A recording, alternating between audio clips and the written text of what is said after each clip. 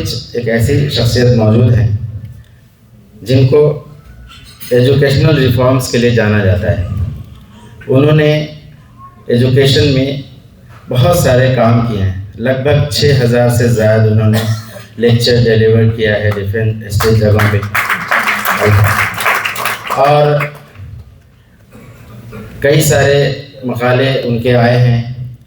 17 से ज़्यादा किताबें उन्होंने लिखी है एजुकेशन पे, सोसाइटी पे, सोशल इश्यूज़ पे।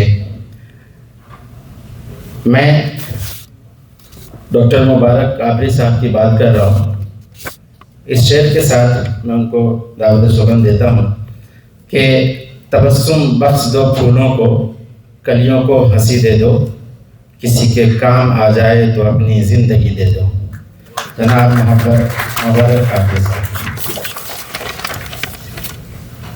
माइक वगैरह कुछ नहीं है और कुछ छोटा नहीं।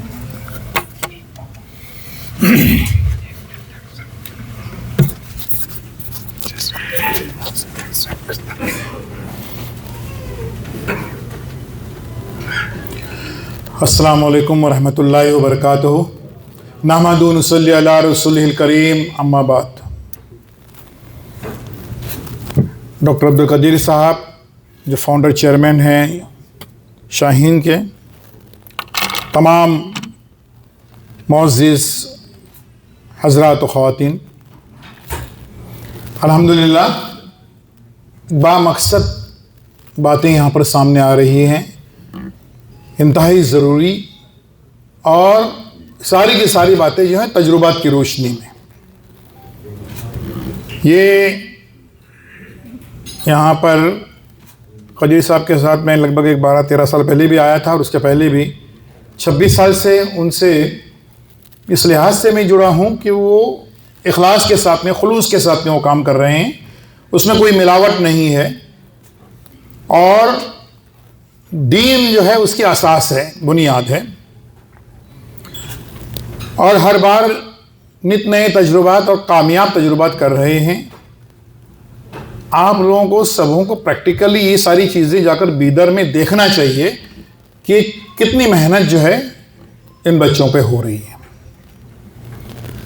मैं यहाँ पर बहुत ही तेज़ी से जाऊँगा क्योंकि मेरे लगभग ये 5-5, 6-6 घंटे के लेक्चर जो हैं उसको चंद मिनटों में मैं समेटने की कोशिश करूँगा इंशाअल्लाह। पूरा ये है कि अभी हम एक ऐसी जंग से अभी भी फारिग नहीं हुए हैं। ये पहली आलमी जंग जो शीख और बच्चों के खिलाफ हुई। इसके पहले कभी बच्चों के खिलाफ कोई जंग नहीं हुई, ताकि नस्लें भी आगे न बढ़ें। उससे हम जो हैं वो गुजरे हैं। हर दौर में उस दौर के हथियार हमेशा इस्तेमाल किए जाते रहे हैं, लेकिन साइंस में हमारी जो कमज़ोरी, जो पिछड़ापन रहा, उसकी बहुत बड़ी रिसर्च करने की ज़रूरत नहीं है। जो नोबेल प्राइज़ दिए जाते हैं 120 बरस की तारीख में, उसमें फिज़िक्स, केमिस्ट्री, इकोनॉमिक्स, ये जो होते हैं, सिर्फ पीस को छोड़कर, उसमें कोई मिलावट, कोई जो है वो किसी किस्म में कोई फ्रॉड नहीं होता है, पीस का जो होता है उसको छोड़कर। फिजिक्स के नोबेल प्राइज की देख लीजिए कि इस अरसे में सिर्फ 2 मुसलमानों को फिजिक्स का नोबेल प्राइज मिल चुका है, और इसी अरसे में 54 यहूदियों को फिजिक्स का नोबेल प्राइज मिल चुका है। तो आप जानें कितनी एडवांस, कितनी तरक्की है वो। हम उसको कितनी गालियां दें, क्या करें, लेकिन तरक्की तो उन्होंने की, और इतने जदीद किस्म की, इतना ही इंतहाई मौलिक ऐसे ऐसे हथियार और ऐसे ऐसे सिस्टम्स उन्होंने बनाए हैं कि उन तक पहुंचने में हमको शायद काफ़ी अरसा लग जाएगा। ये वाहिद वजह है जिसकी वजह से हम पिछड़े हुए हैं। मज़ीद तहकीक की ज़रूरत नहीं कि हमने वो पढ़ना नहीं पढ़ना वगैरह सब जो है इसके ताल्लुक़ से। ये होता ये है, सुन लीजिए ख़वातीन हज़रात, कि हमारे एक तालीमी जो सिस्टम है वो कभी ट्रायंगुलर हुआ करता था, मुसल्लस नुमा, स्टूडेंट्स, पेरेंट्स, टीचर्स, फिर उसमें एक और वर्टेक्स जुड़ गया, स्टूडेंट्स, पेरेंट्स, टीचर्स और मैनेजमेंट उसमें जुड़ गया। बाद में उसमें एक और वर्टेक्स जुड़ गया, स्टूडेंट्स, पेरेंट्स, टीचर्स, मैनेजमेंट और सोसाइटी। कि सोसाइटी कितने हसास है, कितना सोचती है, अगर कुछ ज़रूरत है तो। ये 5 बच्चों का यूनिफॉर्म नहीं है, 2 बच्चों को कापी किताबें नहीं है, फीस नहीं है, कितना हसास है। और अब जो है वो हेक्सागन हो गया है, मुसद्दसनुमा हो गया है, स्टूडेंट्स, पेरेंट्स, टीचर्स, मैनेजमेंट, मुआशरा या सोसाइटी, और उसको एक इंतहाई खतरनाक वर्टेक्स जुड़ गया है और उसका नाम है गवर्नमेंट। गवर्नमेंट की हर पॉलिसी हमारी जो सारी जो पेशरफ्त है उस पर असरअंदाज हो रही है। कितनी बड़ी तहकीक करें, रिसर्च करें, कितनी बातें करें, लेकिन गवर्नमेंट की पॉलिसियां वहां पर जो है वो आड़े आती हैं। और बदबख्ती से इन सारे हथकंडों को हमारी कौम समझ नहीं रही है। हुआ क्या इसमें कि ये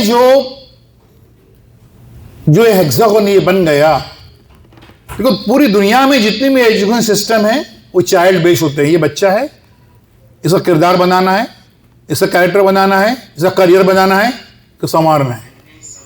पता नहीं किस तरीके से हमारे एडवाइजर्स गवर्नमेंट ऑफ इंडिया के थे, उन्होंने जो है वो एडवाइस दे दी, भैया बच्चों को खुश होकर फायदा क्या है, बच्चे तो 18 साल से कम उम्र के हैं, उनको तो वोट देने का हक हासिल नहीं है, तो फिर क्या करो, बोले पेरेंट्स को खुश करो। तो पेरेंट्स को कैसे खुश करेंगे? पेरेंट्स बोलते एक ही बात चाहते हैं कि उनका बच्चा स्कूल में जाए न जाए, पढ़े न पढ़े, अटेंड करे न करे, उसकी प्रोग्रेस कार्ड पे पास का थप्पा होना चाहिए, पास। और उस किस्म की पॉलिसी जो है 2009 में आरटी में आ गई कि 8वीं तक कोई एग्जाम नहीं, 8 तक कोई एग्जाम नहीं। सबसे पहले हमारी कौम खुश हो गई, बोले क्या गवर्नमेंट है यार, हमारा बच्चा फेल ही नहीं हो रहा है। वो केजी में डालो उसको और 9th में देखो कि बच्चा क्या करने जा रहा है। 9th में क्या कर रहा है, वो अपना नाम लिखने को सीख रहा है। ये हम खुश, और हम कैसे खुश हो सकते हैं कि जब हमको पता है ये दुनिया सारी अभी तक जो है, सारे मुहक्किकीन, सारे फिलोसोफर, सारे स्कॉलर्स, अब तो ये दुनिया क्यों बनी है, ये कायनात क्यों बनी है, और उसका जवाब कितनी भी रिसर्च करें सारे स्कॉलर्स वो एक ही नतीजे पहुंचेंगे। और जो जवाब दिया है कुरान ने सूरह मुल्क सूरह नंबर 67 आयत नंबर 2 में कि ये दुनिया एक आजमाइश, एक इम्तहान है, इसका टेस्ट, हम पेपर लिख रहे, हमारे परफॉर्मेंस पर जन्नत जहन्नम मिलने वाली है। हम कैसे हो सकते हैं? No exam. तो बच्चे ने क्या पढ़ा, उसका बैरोमीटर क्या है, टीचर ने क्या पढ़ाया, उसका बैरोमीटर क्या है। हम उसमें उसी आरटी में गए आ गया कि बच्चे जो हैं वो, उनको टीचर ने कोई डांटी देनी नहीं चाहिए, और क्योंकि उससे बच्चे को जो है वो टेंशन आता है। अच्छा, इंटरेस्टिंग बात है कि टेंशन को डिफाइन नहीं किया गया, टेंशन किसे कहते हैं। तो स्कूल का सिनेरियो ये होगा कि टीचर कहेंगे कि अरे सलीम तुम बराबर होमवर्क करते नहीं हो, तुम स्कूल में बराबर आते नहीं हो, तो सलीम खड़ा हो जाएगा, सर मेरे को आपकी बातों से टेंशन आ रहा है। नहीं मतलब पढ़ा करो, बड़ा बनने। सर मुझे टेंशन अभी भी आ रहा है। अरे मियाँ कभी टाइम मिले तो पढ़ा भी, हाँ सोचूंगा। सजा देने की, देखिए ये हमारे जो इस्लामी जो कॉन्सेप्ट में जो अकायद है उसके खिलाफ है। हमारे पास सजा है, इतने साल का बच्चा हुआ उसे डांटी दो, इतना हुआ और नमाज नहीं पढ़े तो मारो, ये सजा, अपनी सजा कॉन्सेप्ट इस्लाम का है। तो वो हम उससे हम जो है चोचलेपन में आ गए उसके, ये नहीं सजा नहीं, ये नहीं। पेरेंट्स जा रहे हैं, वे कैसे बच्चे को हमारे डांटी दिया, उसको टेंशन आया। ये इस किस्म की जो पॉलिसीज आते गई, हम उसको जो है वो अपनाते गए। तो ये बदबख्ती से हुआ ये कि हमारी कौम जो है वो लगभग 2 सदियों तक पिछड़ी हुई जो है। इसके लिए उसके उतने ही अरसे में बिला वजह हमारे यहाँ पर एक जो है टकराव शुरू हुआ कि कौन सी तालीम, दीनी तालीम की दुनियावी तालीम। ये बंटवारा कैसे होगा समझ नहीं आता।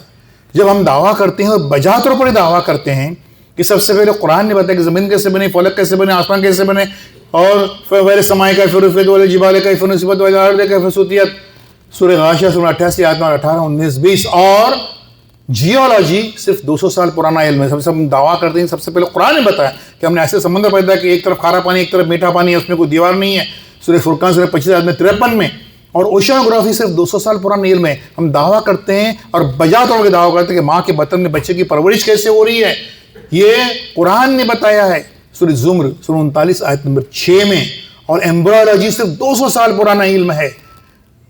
तो ये सारे उलूम है, एम्ब्रियोलॉजी है, बॉटनी है, ज़ूलॉजी है, केमिस्ट्री है, फिजिक्स, हमारे बच्चे अगर स्कूलों में पढ़ते हैं तो अल्लाह के लिए ये मत कहिए कि वो दुनिया में तालीम हासिल करेंगे, उसका जिक्र कुरान में है। क्या हमारी मजाल होती है कि जब हम तिलावत करते हैं तो उन अल्फाज को हस्फ करते हैं, नहीं नहीं ये बाबा ये दुनिया में इल्म है, ये पढ़ने का नहीं, ये ज़मीन आसमान सितारे, नहीं नहीं ये पढ़ने का नहीं। हम कर ही नहीं सकते, ज़ेर और ज़बर में उससे फ़र्क नहीं कर सकते। तो ये हमारे जो उलूम हैं इसमें बिला वजह की एक टकराव रहा। कौन सी तालीम? आज यहाँ उठने से पहले हम अपनी तालीमी पॉलिसी जो है उसको मुरतब करके उठेंगे यहाँ से। तालीमी पॉलिसी हमारी ये होनी चाहिए कि हम दीन की रोशनी में, आई विल रिपीट, कि हम दीन की रोशनी में तमाम तर असरी तालीम हासिल करें। जहां पर दीन से टकराव, वहां दीन सुप्रीम, दीन से बड़ा कुछ नहीं है। साइंस की सबसे बड़ी नाकामी यह है कि रूह को दरियाफ्त करने में नाकाम हुई है। साइंस से कहते हैं इंसान जीता है, पैदा होता है, जीता है, मर जाता है, फाइल बंद। कुरान कहता है फाइल बंद नहीं, फाइल खुलेगी, हिसाब होगा। अल्लाह ताला इस पर कुदरत रखते हैं कि हमारी हड्डियों को जोड़कर फिर से हमसे हिसाब ले लें। तो साइंस क्यों कहती है? साइंस रूह को दरियाफ्त करने में नाकाम है। साइंस क्या बोलती है कि वो हम बंदर की औलाद है। अल्हम्दुलिल्लाह हम मानते हैं कि हम जो हैं वो आदम अलैहिस्सलाम की औलाद है। तो साइंस क्यों कहती है? क्योंकि साइंस ने अभी उतनी तरक्की नहीं की है जितना तरक्की याफ्ता कुरान है। खूब दुआएं दीजिए साइंस को, इस सदी के आखिर तक साइंस नतीजे पहुंचेंगे कि भाई रूह होती है, हिसाब होगा, क़यामत होगी, जज़ा और सज़ा का दिन मुकर्रर है। न्यूटन पहुंचा था वहां तक, Newton's third law of motion, कि every action is an equal and opposite reaction. और अमल का मसावी और मुज्जात रद्द अमल होता है, अमल रद्द अमल, जज़ा सज़ा। न्यूटन वहां तक पहुंचा, लेकिन वो जज़ा सज़ा तक पहुंचा, लेकिन उसके आगे जो है कि अगर जज़ा सज़ा है तो जज़ा और सज़ा का कोई दिन भी मुकर्रर होगा, वहां तक उसकी अकल नहीं चली। लेकिन इसको तरक्की खूब करने दीजिए, लेकिन दीन की हमारी तालीमी पॉलिसी ये होनी चाहिए कि दीन की रोशनी में तमाम तर असरी उलूम जो हैं वो हम हासिल कर लें। हम बात कर रहे हैं कि यहाँ पर कहाँ कहाँ से ये गलतियाँ क्या होती जा रही हैं। वो गलतियाँ ऐसी हैं जो अभी भी हमारी हैं, और प्रायोरिटीज़ हमको इल्म नहीं है, तरजीहात का हमको इल्म नहीं है। ये तारीख़ी गलतियाँ होती आ रही हैं। यहाँ की एक छोटी सी कौम का मैं मुआवजना करूँगा, छोटी सी माइनॉरिटी, और सबसे जो छोटी माइनॉरिटी है और वो पारसीज हैं। अब उनके आबा अजदाद कैसे दूरअंदेश थे, हमारे यहाँ सरासर दूरअंदेश, गैर दूरअंदेशी कैसी बढ़ती गई। देख लीजिए कि एक मुसलमान ने अपनी बीवी की याद में ताजमहल बनाया। एक मुसलमान ने अपनी बीवी की याद में ताजमहल बनाया, और एक पारसी ने अपनी बीवी की याद में बम्बई में एक वसी व अरीज जे हॉस्पिटल बनवाया। एक मुसलमान ने जो है वो शालीमार बागात बनवाए, एक पारसी ने भी बागात बनवाए, वो चाय के बागात बनवाए आसाम में जाकर। एक मुसलमान ने एक शहर बसाया किलों का, इसका वगैरह, फतेहपुर सिकरी। पारसी ने भी शहर बसाया, जमशेदपुर स्टील का शहर, उसको बसाया। ये इतना ही फ़र्क है। बोलेंगे यार उस ज़माने में वो तो ताजमहल नहीं कर सकते, इतना बड़ा ये है मोनूमेंट है वगैरह वगैरह सब। ये ताजमहल के तामीर के 64 साल पहले पेरिस यूनिवर्सिटी और ऑक्सफोर्ड यूनिवर्सिटी वजूद में आ चुकी थी, और वो शाहजहां की इल्मी शायद बात नहीं आई, ऐसी ऐसी यूनिवर्सिटियां वहां पर कायम हो चुकी थी। ये जो गफलत बढ़ती गई। आज में अभी मेरा गुज़िश्ता साल एक दौरा था साउथ अफ्रीका का, वगैरह केप टाउन और वगैरह डरबन, यहाँ सब। ये बस्तियाँ की बस्तियाँ कैसी क्रिश्चियनिटी को अपना ली। एक ही रीज़न समझ में आता है कि जब प्रिंटिंग प्रेस जब आ गया तो हमारे यहाँ पर ये बहस चली और 100 साल तक चली कि ये गैरों के जो ये प्रिंटिंग प्रेस जो है नापाक प्रिंटिंग प्रेसेस हैं, इस पर क्या हम अपनी जो है वो मुकद्दस किताबों को हम छाप सकते हैं। हम उसी में लगे रहे, और उन्होंने फौरन उसको अपने बाइबल धर छापने को शुरू कर, सब फैलाने शुरू कर दिया। वो सारी की सारी बस्तियां वो उस जमाने में जो है वो क्रिश्चियनिटी की तरफ राग़िब हो गई। टेक्नोलॉजी से बेजारी आज इस वजह से हम देखते हैं कि क्या यहाँ पर मामला है, किस तरीके से ये जो है ये होता है। यही चीज़ हमको यहाँ पर रिफ्लेक्ट हो रही है। यहाँ पर गल्फ बूम की वजह से हमारे हिंदुस्तानी मुसलमानों को एक बड़ी राहत मिल गई, लेकिन उसमें क्या हुआ ज़रा देख लीजिए।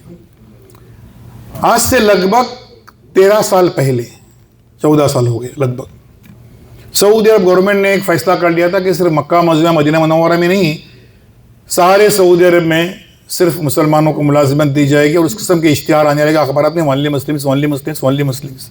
जानते उसका अंजाम क्या हुआ? मुसलमान नौजवान मिलते थे, काय में मिलते थे? Helper, driver, plumber, fitter, ward boy, room boy, चाय बॉय, झाड़ू वाला, बोझ वाला, लाइन लगी मुसलमानों की। टॉप लेवल के सीनियर मार्केटिंग मैनेजर एक मुसलमान ने, टॉप लेवल के कंसल्टेंट एक मुसलमान ने।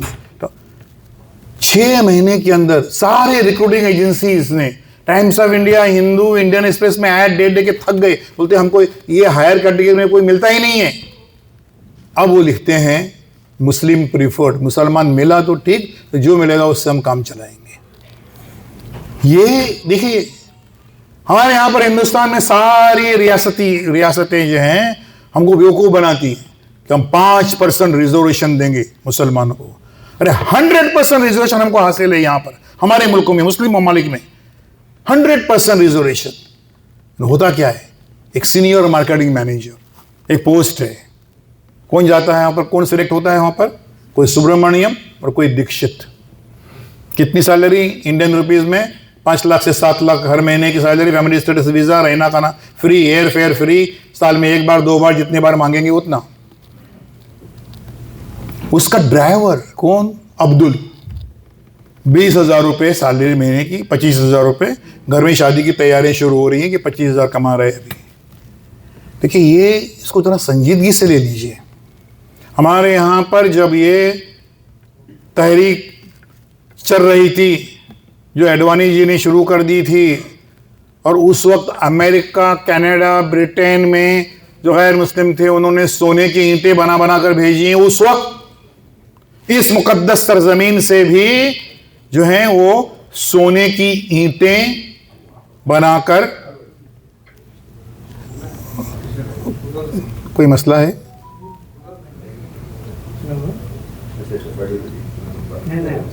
जी,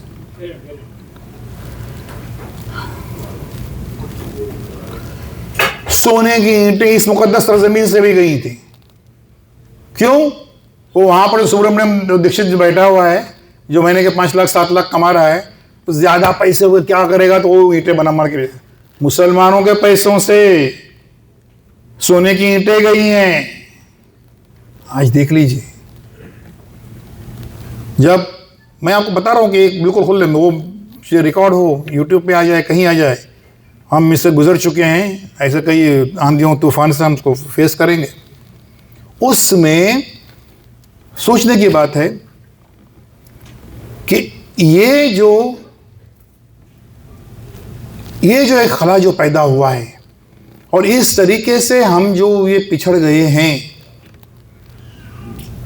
कि जिद्दा तक पहुंचते हैं, उसके आगे उनको एंट्री नहीं, तो वहां तक भी पहुंचे होते। जब यहां पर जुल्म करने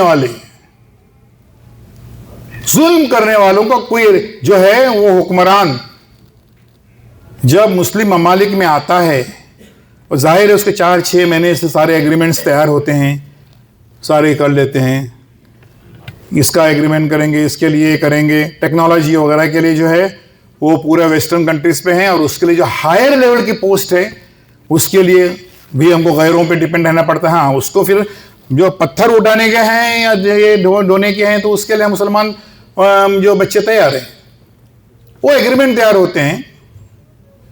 उसके सेकेंड लास्ट पेज और लास्ट पेज में क्या होता है, ये अगर हम सोचकर भी हम अगर नहीं हिले तो वाकई हम फिर जो बेहिस हो चुके हैं।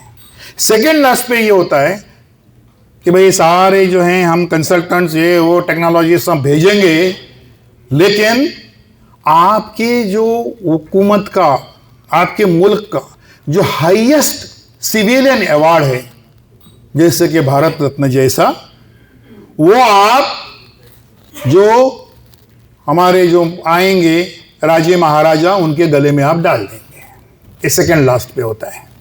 और लास्ट पेज पे ये होता है एग्रीमेंट के कि इतने सारे जो भेज रहे हैं उनको इबादत करने के लिए जगह कौन देगा? तो ये जितने इबादत खाने गैरों के बने हैं उसके लिए हम जिम्मेदार हैं। क्यों? क्योंकि हम में वो काबिलियत नहीं है। हम बात कर रहे थे कि इसमें हमको कितनी और किस कदर बेदारी की ज़रूरत है।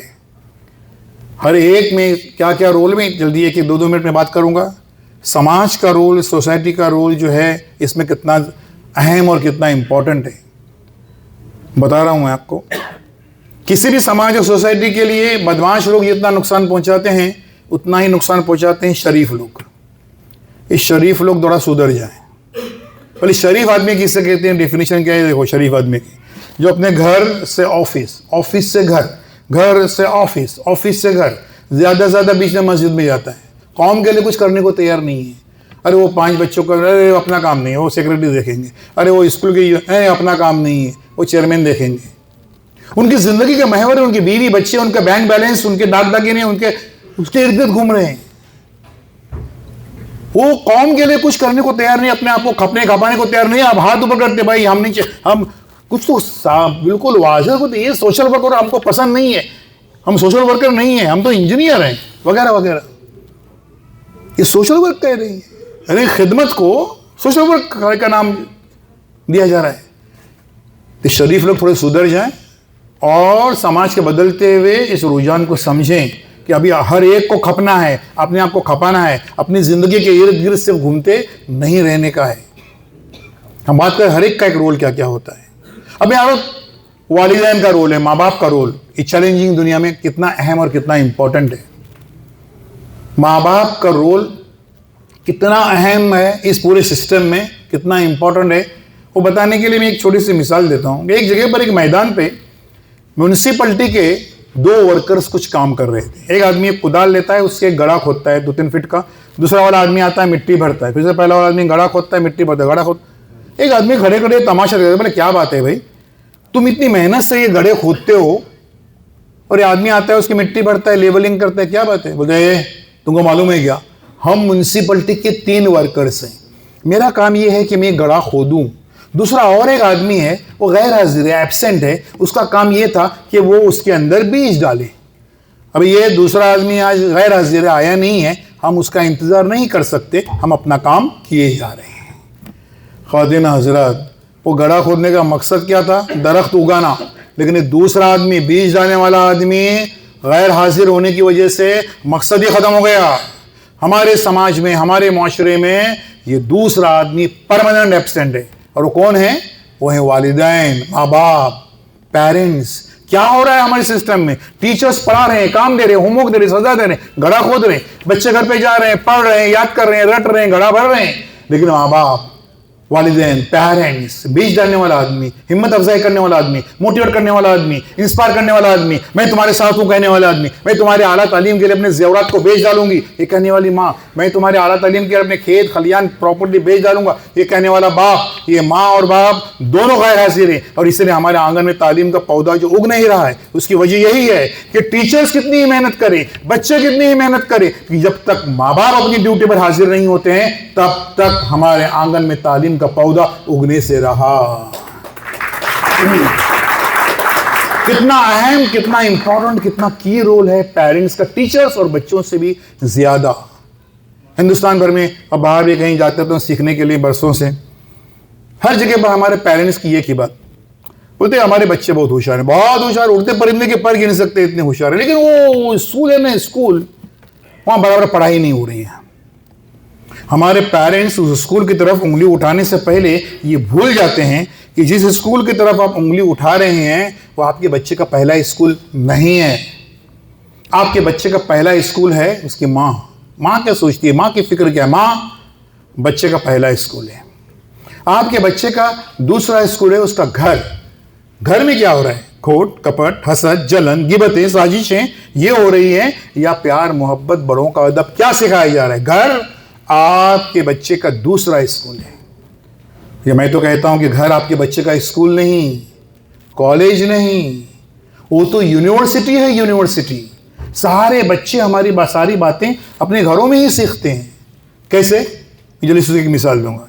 माँ बाप बैठे हुए हैं, बच्चा बैठा हुआ है, इतने एक साहब कोई मिलने वाले आ गए, तो अब्बा जो है खुशी के हमारी चिल्ला हुए, अरे आइए निसार भाई आइए, अब तो क्या ईद का चांद में आते हैं, वहाँ आते हैं, वहीं से जाते हैं, वगैरह वगैरह, आपको मिलने को हमारी आंखें तरस रही हैं। 10 मिनट के बाद निसार भाई चले गए। जैसे ही निसार भाई चले गए वैसे ही अब्बा कहते हैं, खामखा आ गया था यहाँ पर, तुमको भी चाय बनानी पड़ी, मेरा भी वहाँ आए तो वहीं से जाने, यहाँ का आने का था। बच्चा हक्का बक्का। अभी 10 मिनट पहले तो निसार भाई पे जान निसार हो रही थी, और जैसे निसार भाई चले गए तो उनकी ग़ीबत हो रही है। घर घर घर घर आपके बच्चे का स्कूल नहीं, कॉलेज नहीं, वो तो यूनिवर्सिटी है। वरना मुझे बताइए इस धरती पे कौन सा ऐसा स्कूल है जहाँ पर ग़ीबत नाम का सब्जेक्ट पढ़ाया जाता है? वो हमारे घर का सब्जेक्ट है, और उसी की नकल करते हैं, कॉपी करते हैं। कैसे? एक और मिसाल दूंगा। एक लड़का एक आम के दरख्त के ऊपर चढ़ा आम चोरी करने के लिए। चौकीदार ने देख लिया, बोलते ए नीचे उतर, आम चोरी कर रहा है, नीचे उतर, मैं तुम्हारे घर पे जाऊंगा और तुम्हारे अब्बा से मैं तुम्हारी शिकायत कर दूंगा। वो बच्चा जो है, लड़का, ऊपर बैठे बैठे ही चौकीदार को बोलता है कि मेरे घर पे जाके कुछ फ़ायदा नहीं है, मेरे अब्बा तुमको घर पे मिलेंगे नहीं, क्योंकि मेरे अब्बा जो हैं वो बाजू के झाड़ के ऊपर चढ़े हुए हैं। घर घर घर आपके बच्चे का स्कूल नहीं, कॉलेज नहीं, यूनिवर्सिटी है। लेकिन ये यूनिवर्सिटी वाले नुमा हमारे घरों का हाल क्या है? इसकी आखिरी मिसाल दूंगा। माँ बाप बैठे हुए हैं, बच्चा पढ़ रहा है, हिस्ट्री की किताब पढ़ रहा है, पानीपत की पहली लड़ाई, दूसरी लड़ाई, प्लासी की लड़ाई, बक्सर की। वो पढ़ाई पढ़ते पढ़ते अपने अब्बा से एक सवाल पूछता है कि अब्बा ये लड़ाइयाँ कैसे शुरू हो जाती हैं? तो अब्बा कहते हैं, सुन बेटा, फर्ज करो कि अमेरिका और फ्रांस के दरमियान कुछ इख्तिलाफ पैदा हो जाए। तो अम्मी फौरन टोकती हैं, अरे ये अमेरिका और फ्रांस के दरमियान क्यों इख्तिलाफ पैदा हो जाएगा? तो अब्बा बोलते हैं, नहीं मैं खाली एक मिसाल दे रहा हूँ। क्यों ऐसी मिसाल दे रहे, ऐसे मिसाल क्यों दे रहे ऐसे? बच्चा बोलता है, बस अम्मी अब्बा मालूम हो गया कि लड़ाइयाँ कैसे शुरू हो जाती हैं। हमारे घर लड़ाइयों के मैदान बने हुए हैं। माँ बाप की इस झूठी अना की जंग में जीतता कौन है? कोई नहीं। हारता कौन है? उनका बच्चा। मुसलसल जिंदगी की जंग जो है हारते रहता है। हम इस्लाह माशरा के बगैर अपने बच्चों के लिए कोई ख्वाब नहीं देख सकते। घर हमारे टूट रहे हैं, बिखर रहे हैं। मैं एक बड़े ट्रस्ट से वाबस्ता हूँ, उनसे मैं पहला सवाल ये पूछता हूँ, भाई आपके अब्बा क्या करते हैं? तो अब्बा नहीं, इंतकाल हो चुका है। कोई और सवाल नहीं पूछता हूँ, इंतकाल हो चुका है, हमारी जिम्मेदारी, फॉर्म देते हैं। भाई आपका अब्बा क्या करते हैं? अम्मी अब्बा में तलाक हो चुका है। ठीक है, अल्लाह ताला ने तलाक की गुंजाइश भी रखी है और हमारे दीन में एहसन तरीके से रखी है। अल्हम्दुलिल्लाह हमारे पास दुल्हनों को जलाया नहीं जाता, ना इत्तिफाकी है, तो वो ऑप्शन भी जो ना पसंदीदा है, अल्लाह को पसंद नहीं है, लेकिन वो है, उसको भी फॉर्म देते हैं। किसी को पूछते हैं, भाई आपके अब्बा क्या है? वो नहीं बोलते, वो सेपरेट हो चुके हैं। अरे ये कौन सी किस्म है वालिदैन की? सेपरेट हो चुके। अरे बोलते अम्मी अलग रहती हैं, अब्बा अलग रहते हैं, और कोशिश करते रहते हैं कि जहां पर भी है वहां से वो एक दूसरे को सताते बैठे। किसी को पूछे, भाई क्या सेपरेट हो? नहीं, अम्मी अब्बा जो हैं वो एक ही यानी इसमें घर में रहते हैं। पिछले 5-6 वर्षों से अम्मी और अब्बा आपस में बातचीत नहीं करते हैं। देखिए ये 5G 4G के ज़माने में हमारे घर का कम्युनिकेशन, मैं पूछता हूँ घर का कारोबार चलते कैसे? देखिए हमारे 5G सिस्टम कैसा है। यहाँ पर जो है अब्बा दाखिल हो रहे हैं, यहाँ बच्चा है, यहाँ अम्मी है। तो जैसे अंदर देखते हैं तो अम्मी बच्चे से, ये वाया उधर से, इधर डायरेक्ट नहीं, इधर अब्बा को बोलो लाइट का बिल आया है, तो अब्बा इधर से बोलते हैं अम्मी को बोलो मेरे को मालूम है। ये कम्युनिकेशन है। ये सुन लीजिए, ये जो पहले सबसे बात ये सुन लीजिए कि ये जो अज़दवाजी ज़िंदगी है, जो मियाँ बीवी का जो रिश्ता है, ये किस लिए है? अल्लाह फरमाते हैं सूरह रूम सूरह 30 आयत नंबर 21 में, हमने तुम्हारी ही जिन से तुम्हारे लिए जोड़े पैदा किए ताकि तुम उनसे सुकून हासिल कर सको, सुकून के लिए। और अल्लाह फरमाते हैं सूरह फुरकान सूरह 25 आयत में 74 में हमको दुआ सिखाई है कि अल्लाह मेरी बीवी और मेरे बच्चों से मेरी आंखों को ठंडक अता फरमा। सुकून कल्ब और आंखों के ठंडक के लिए मियां बीवी का रिश्ता है। और हमारे यहाँ पर क्या है, ये बर्निंग चैम्बर्स, उबलते हुए चैम्बर्स हैं। ये सुन लीजिए ख्वातीन हज़रात, ये जो औलाद आपको अल्लाह ताला ने दी है ये खेल खिलौने नहीं है। ये क्या है? अल्लाह फरमाते हैं सूरह तगाबुन सूरह 64-15 में कि ये जान लो कि तुम्हारा माल और तुम्हारी औलाद तुम्हारे लिए एक इम्तहान है और जो उसमें कामयाब हुआ अल्लाह के यहाँ उसका बड़ा अजर है। सूरह तहरीम सूरह 66 आयत नंबर 6 में, क्या ईमान वालो बचाओ अपने आप को, खाली अपने आप को बोल के जो अल्लाह ताला रुकते नहीं वहां पर। अल्लाह फरमाते हैं क्या ईमान वालो बचाओ अपने आप को और अपनी अहलो अयाल को, अपने बीवी बच्चों को भी उस आग से जिसका ईंधन इंसान और पत्थर है। तो खाली अपने आप को बचाने का नहीं है। हम लोग हमारे इतने उम्र हो गए, हमारे इतने नफिले छुट्टे, हमारी तहज्जुद कोई छुट्टे नहीं है, लेकिन मेरा बेटा है ना वो कज़ा होने का वक्त आ गया लेकिन उसको नमाज पढ़ने पे वो आमादा नहीं होता। सूरह तहरीम की आयत कहती है कि हमारे कितने हुए उम्र और कितने जो हैं वो तहज्जुद वो छोड़िए, मेरा बेटा अगर कज़ा होने को वक्त या फिर उसको अगर वज़ू करने में आमादा नहीं है तो वो मेरे अकाउंट में लिखाया जाएगा, वालिदैन के अकाउंट में लिखा जाएगा। हमारी तरबियत में कोई खोट थी कि जिसकी वजह से हम जो कर रहे हैं, जो काम कर रहे हैं वो मैकेनिकल कर रहे हैं, लेकिन वो दिल में उनके जो है वो उतरी नहीं है। ख़वातीन हज़रात, बहुत लंबी चौड़ी बातें थी, मुख्तसर में ज़रा सी बातों को ये कहना चाहूँगा। बहुत बड़ी चैलेंजेस अभी जो हैं वो आ चुके हैं। करियर के ताल्लुक से मैं एक दो बातें आखिर में मैं कहूँगा कि कहाँ ये हो रही गलती हो रही है NRI से और जो नहीं होनी चाहिए। लेकिन यहाँ पर मेन चीज़ जो है कि हमारे मामलात जो हैं इसमें हमको क्या समझने का है, क्योंकि इस तरीके से जो खोट एक पैदा हो रही है हमारे समाज में, हमारे माशरे में, उसको बहुत ही संजीदगी से लेने की ज़रूरत है। और उसमें हो क्या रहा है आज पहले समझ लीजिए कि इस धरती पर, इस कायनात में जितने ही बच्चे हैं उसमें से 5% बच्चे जो हैं जीनियस होंगे, 20% बच्चे इंटेलिजेंट होंगे, दोनों मिला के हो गए 25%, और 75% एक ह्यूज मेजॉरिटी वो बच्चे जो हैं average, below average, slow learners, हत्ता के मेंटली रिटार्डेड। इसलिए कह रहा हूं कि कोई भी ख़वातीन माएँ अल्लाह तेरे को मैं ही मिली थी मुझे ऐसा बच्चा दिया, अरे 75% है वो, आजमाइश है वो, समझ गए।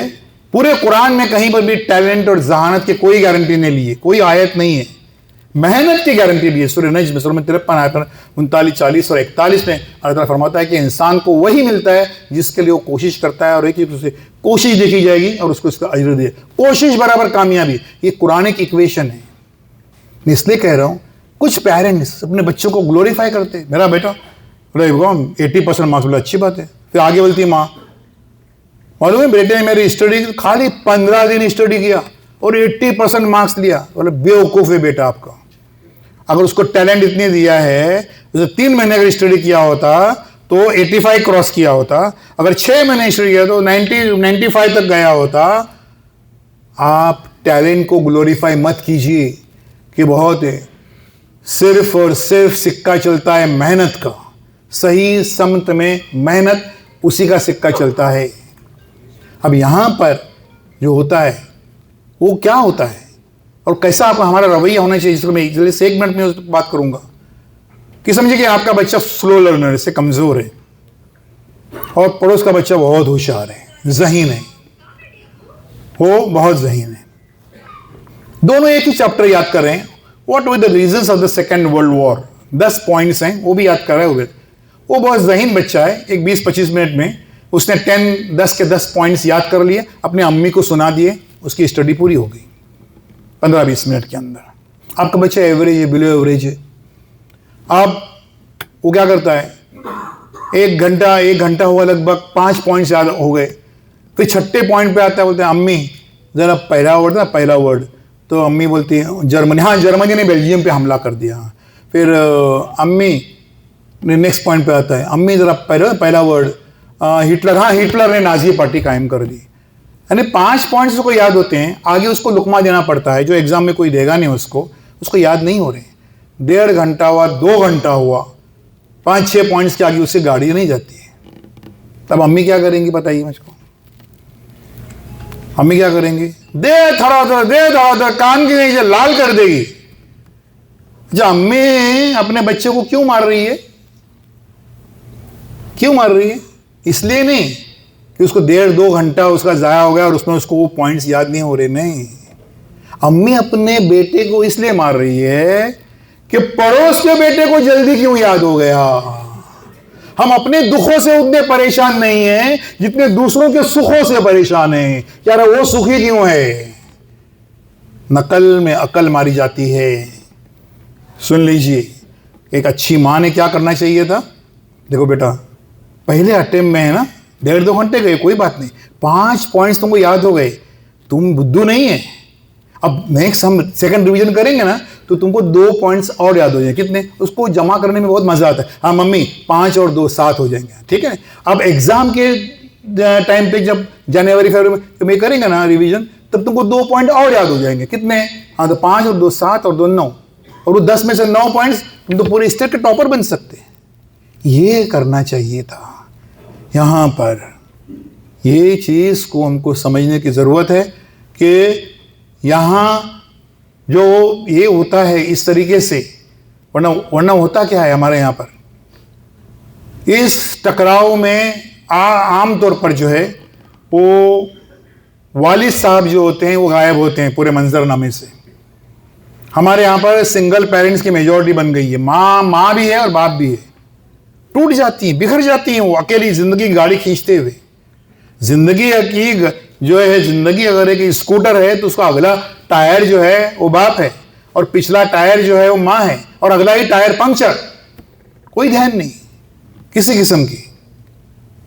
एनआरआईज, ये आपकी जिलावत में एक बड़ी कुर्बानी, जिहाद है आप, कि आप जो हैं अपने घरों से दूर रहकर, लेकिन अभी उसमें गफलत जो है वो नहीं चलेगी। क्योंकि ये जो सबसे जो डेंजरस, ये कोविड की देन थी। कोविड में हमने जो है वो बच्चों के हाथ में मोबाइल दे दिए। अगले 2-3 मिनट में बात हमने ख़त्म करूँगा। मैं सवाल जवाब चाहूँगा आप ज़्यादा से ज़्यादा करें अब्दुल कदीर साहब को सुनने के बाद में। तो वो कोविड के बाद में हमने उनके हाथ में दे दिया मोबाइल को, उसके आदी बन गए। मोबाइल अपने आप में कोई नहीं, उसके अंदर हज़ारों किताबें नहीं, हज़ारों लाइब्रेरियाँ महफूज हैं जहाँ हमारे बच्चे जाते नहीं हैं, लेकिन उसके एडिक्ट बन गए। वो उसके ऊपर जो है वो इंस्टा पे ऐसी उंगलियां, और उनका जो अटेंशन डिसऑर्डर इतना हो गया है कि वो कोई किसी भी चीज़ को 10-15 सेकंड से ज़्यादा सुनना नहीं चाहते, पढ़ना नहीं चाहते, देखना नहीं चाहते। क्लास में जब टीचर आते हैं तो भी लगता है यार ऐसा आए और ऐसा चले जाए, ज़्यादा नहीं सुनने का है अपने को, है ना। वो इंस्टा ने उनकी आदत डाली है। ये जो चीज़ें हैं हम कितनी भी ये करें, उसमें अब होता क्या है सुन लीजिए। हमारे मुंबई में हमारे जो ट्रस्ट है वहाँ पर मेरा गाइडेंस सेंटर है, वहाँ पेरेंट्स जो हैं वो आते हैं उन बच्चों को लेकर, तो बड़ा देख कर कि भाई इसकी जो लत लगी, एडिक्ट हो गया है, तो वो बच्चा जो आता है वो मेरे से बात करता है, हाँ उसके नीचे उंगलियाँ चल रही हैं फ़ोन, हाँ, इतना उसका एडिक्ट हो गया है। अब उसके बाद में जो है उस बिल्कुल सुनने को तैयार नहीं है। अब याद रखिए ये एडिक्शन हो चुका है, उसका इलाज नंबर 1 ये देखिए, ये इसके जब ये काबू में नहीं है तो जिस बीमारी का शिकार होते हैं बच्चे, वो पहली बीमारी का नाम है एंग्जाइटी। एंग्जाइटी यानी जो है वो परेशानी, झुंझलाहट वगैरह वगैरह सब। उसी स्टेज पर जो है आपको ये मालूम होना चाहिए कि बच्चा जो है आपका हाथ से जा रहा है। रातों रात नहीं होता है, बच्चा ऐसा हो गया घर से भाग गया, ये रातों रात नहीं होता है। ये किस्से मत सुनाइए, उसमें ये ग्रेजुअली जो डेवलपमेंट हुआ उस पर आपकी नज़र नहीं थी। एंग्जाइटी, फिर भी अगर उसकी लत कायम रही और उसका आदी बन गया हो, मम्मी मैं प्रॉमिस करता हूँ मैं मोबाइल दूंगा बाद में एग्जाम के बाद वगैरह वगैरह, उस बीमारी का शिकार होता है फ्रस्ट्रेशन, झुंझलाहट, यहाँ मम्मी मैं खाने को आ रहा हूँ ना, अब्बा मालूम है वगैरह वगैरह सब। अब फिर भी अगर काबू में नहीं आई बात, तो सबसे वर्स्ट बीमारी सा कोई इलाज नहीं। साइंस ने खूब तरक्की की, सैटेलाइट्स बनाए, और मिसाइल बनाए, लेकिन इस बीमारी का इलाज बनाया नहीं, उसका शिकार हो जाता है बच्चा, और उस बीमारी का नाम है डिप्रेशन। डिप्रेशन के लिए कोई कैप्सूल, कोई टैबलेट, कोई इंजेक्शन साइंस ने अभी तक बनाया नहीं और बनेगा भी नहीं। अब क्या करते हैं पेरेंट्स, जो होना नहीं चाहिए, अपने गांव में भी फ़ोन करके इस चीज़ को इन्फॉर्म कर दीजिए कि बच्चे को सबसे पहले लेके जाइए एजुकेशनिस्ट के पास, क्योंकि उसका वो क्यों ये कर रहा है, क्योंकि उसका कोई गोल सेट नहीं है, कोई गोल ही नहीं, कोई मंजिल ही नहीं उसके सामने, गोल ही कोई सेट नहीं है, उसका गोल नहीं है, मतलब he has no time table, उसका कोई स्ट्रिक्ट टाइम टेबल नहीं है। जितना शैतान उसको बहका सकता है उतना बहकते जाता है। तो उसके गोल सेटिंग के लिए लेके जाइए एजुकेशनिस्ट के पास। उसके बाद नंबर आता है साइकोलॉजिस्ट का। वो क्या करेगा, पूरी फाइल बना के देगा, कहाँ कितने देर तुम पढ़ते हो रात में, तो 3 घंटे, 3 घंटे में से एक्चुअल कितना पढ़ते हैं, तो बोलेगा मैं 2 पेज। मालूम पड़ा कि वो पढ़ता नहीं है, ब्लैंक की ब्लैंक रहता है, बैठा रहता है। और क्या सोचते तुम, नहीं ये करने का, बड़ा बनने का, और क्या सोचते, बदला लेने का, किसका बदला, सबका बदला लेने का, किसका नहीं, चाचा का भी बदला, हमने जमीन लूटी, और अब्बा का भी बदला। तो मालूम पड़ता है साइकोलॉजिस्ट के पास। आखिरी, और अल्लाह करे किसी भी वो नौबत ना आए, और वो है साइकेट्रिस्ट के पास जाने का। उनके पास कोई इलाज नहीं है सिवाय वो स्लीपिंग पिल्स के, नींद की गोलियां देती है आपके बच्चों को, उसके असर में रहता है। कोई बोलते देखो इलाज हो गया ना, अभी कुछ नहीं कर रहा है, अभी वो गोली के असर में तब तक वो है चुप बैठा रहेगा। रात को 2 बजे माँ फोन करती है डॉक्टर को, डॉक्टर वो वायलेंट हो गया है, तोड़फोड़ कर रहा है, फिर से मार। डॉक्टर बोलते हैं 1 गोली और दे दो। सुबह 6 बजे उठता है, फिर से डॉक्टर वो कुछ चीख रहा है, चिल्ला रहा है, डॉक्टर बोलते हैं 1 गोली और दे दो। 3 गोलियां एक दिन में, स्लीपिंग पिल्स, नींद की गोलियां। उसके बाद में 1.5-2 महीने के बाद में उसका इलाज होता है, लेकिन एट व्हाट कॉस्ट, किस कीमत पर। फिर घर के लोग बोलते हैं चलो तुम्हारा इलाज हो गया। बोले क्या हुआ था मेरे को, तुम बीमार हो, कैसे बीमार, नहीं तुम वो एग्जाम में, कौन सी एग्जाम, नहीं वो कॉलेज के एग्जाम में तुम, उसकी मेमोरी चली गई। डॉक्टर के पास लेके गए थे माँ बाप इसलिए कि ये बच्चा जो है 2 बार 3 बार नीट में फेल हो गया है, तो इसको फिर से जिंदगी की धारा से हम कैसे जोड़ेंगे। तो डॉक्टर ने उस स्लीपिंग पिल से क्या बना दिया कि वो नीट का फुल फॉर्म भी भूल गया। ऐसा मत कीजिए। इसलिए ये जो डेवलपमेंट्स होते हैं ये रातों रात ये नहीं होते हैं, ये बहुत इंतहाई खतरनाक चीजें हैं। इसको हमको ये करने का है, हम सोच भी नहीं सकते, इतनी नस्लें बिगड़ रही हैं। ख़वातीन हैं, मुझे माफ़ कर दें, मैं आप ये बता रहा हूं, मैं बंबई में अभी इस हद तक मामला बिगड़ चुका है कि एक लड़के ने जो है वो लड़के से शादी कर ली, नऊज़ुबिल्लाह, जिस पर लूत अलैहिस्सलाम की जिस कौम पर लानत हुआ, यहाँ पर जो है वो ये कर रहे हैं। नजर क्यों नहीं पहले रखी, ये क्यों ये इंटरेस्ट ले रहे इस तरीके से, और क्यों ये हो रहा है। 1-2 लोगों ने बोले हम इनको बाइकआउट करते हैं, बाकी लोग जो है वो नया घर लिए वो देखने को गए थे, लड़के ने जो ये कर दिए। इतना बिगाड़ हो रहा है। अब बोलेंगे हम तो यहाँ रहते हैं, हम कैसा जाएंगे। ऐसे मामला तो इट इज SOS सिग्नल, आपको भागना है यहाँ से, छुट्टी लेके अपने टिकट से जाना है, तो बताने का है। सिंगल पेरेंट मत बनाइए अपने बच्चों को।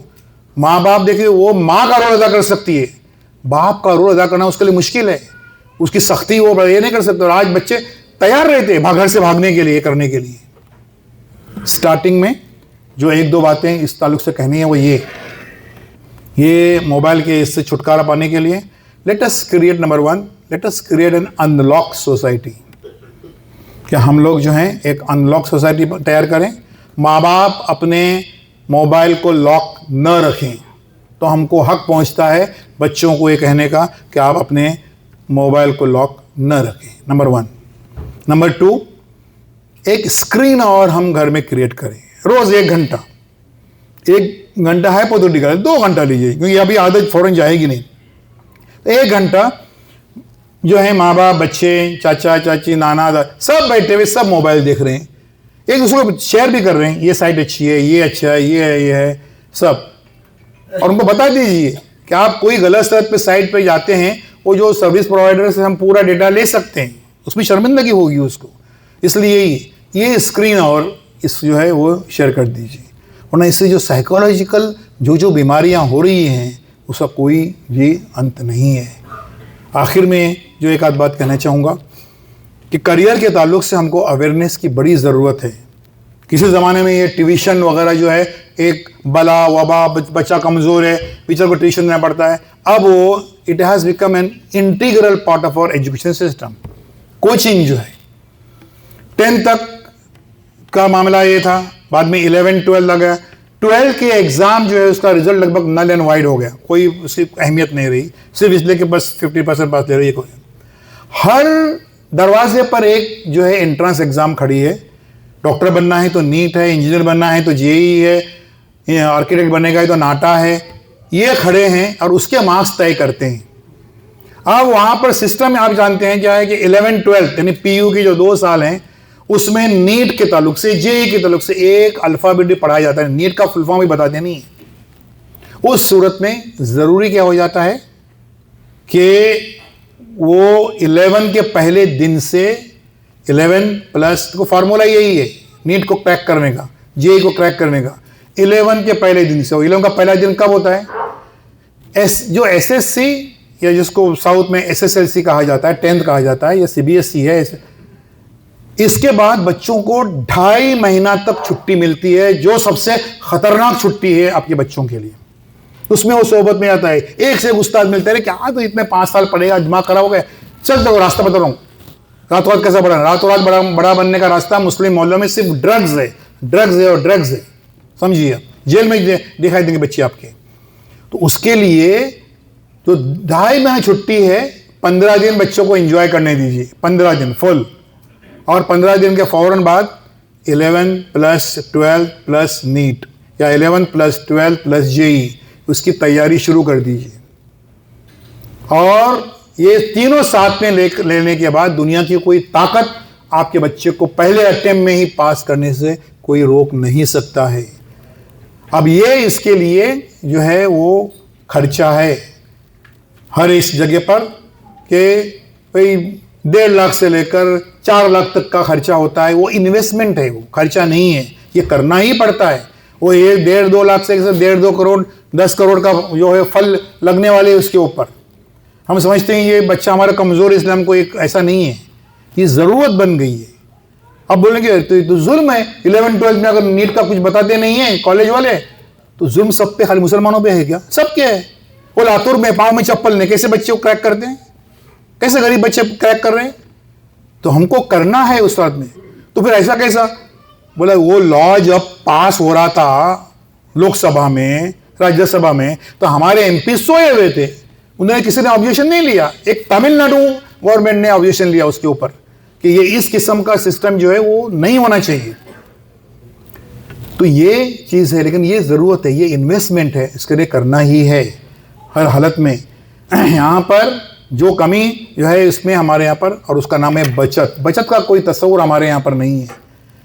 मैं हमेशा पेरेंट्स के इसमें कहता हूँ कि बचत का मतलब क्या है। घर में जितने बच्चे हैं उतने छोटे छोटे बच्चे हैं, उनके नाम का मनी बॉक्स लगाइए, सलीम, शहजाद, हाँ, साइमा, ऐसा, और उसमें रोज़ 5 रुपये डालिए तालीम के लिए, रोज़ 5 रुपये।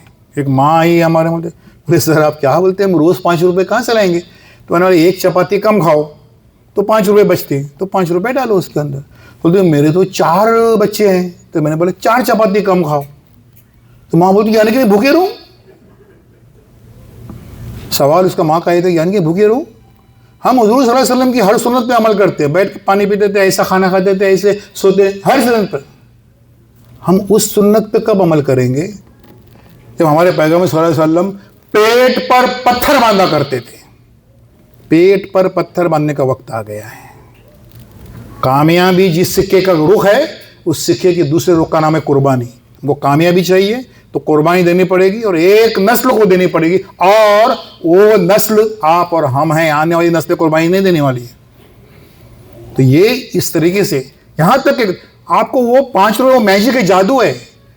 अब बच्चा छोटा है आपका, 3-4 महीने का आपने शुरू किए, जिस दिन उसका 10th का रिजल्ट आएगा उस दिन उसमें से इतने पैसे निकलेंगे कि 11-12 और उसके लिए जो कोचिंग जरूरी है उसके 50% पैसे कम से कम वहां से निकलेंगे। फिर क्या करेंगे? फिर हम लिस्ट तैयार करेंगे, भाई रफ़ीक मामू, मैं अभी 1 लाख की जमा करने की, रफ़ीक मामू 10,000, शफीक चाचा 10,000, ऐसे ये हम पैसे कब जमा करते हैं? वलीमे की दावत के लिए खाली जमा करते हैं। वो सिस्टम यहाँ पे ये जहेज है, ये वलीमा है, ये एक्सपेंडिचर, ये जो है इन्वेस्टमेंट है, यहाँ पर हमको ये करना चाहिए। फिर भी अगर 10,000 रुपये कम पड़ रहे हैं तो क्या करना चाहिए? मैं पेरेंट्स को बताते रहता हूँ हमेशा कि जुमा की नमाज के बाहर चादर में अपने बच्चे की मार्कशीट रख दीजिए और आवाज लगाइए, दे दो भाई, मेरा बच्चा घर में बैठा है भाई, 1 साल बेकार जाएगा उसका, वो पूरे मोहल्ले के नाक में दम करेगा, वो जिंदगी खराब हो जाएगी बच्चों उसके, दे दो उसके मार्कशीट देखो कितने अच्छे मेहनत किया है। आप बोलेंगे यानी कि जुमा की नमाज के बाहर हमने भीख मांगने की? यस, वक्त आ गया है कि अगर आला तालीम हासिल करने के लिए हमको अगर मस्जिद के बाहर जुमा की नमाज के बाद मार्कशीट रखकर भीख मांगनी पड़े तो भीख मांगे हम, ठीक। अदरवाइज वरना क्या होगा? एक से एक उसको उस्ताद मिलेंगे व्हाट्सएप पे, नाके पे, नुक्कड़ पे, आपका बच्चा दिखाई नहीं देगा, हाथ से चला जाएगा। ये अल्लाह की अमानत है, इसको इस तरीके से ज़ाया होने मत दीजिए। बातें इंशाअल्लाह फिर भी कभी जारी रहेंगी, बहुत सारी दुआओं के साथ बात करेंगे।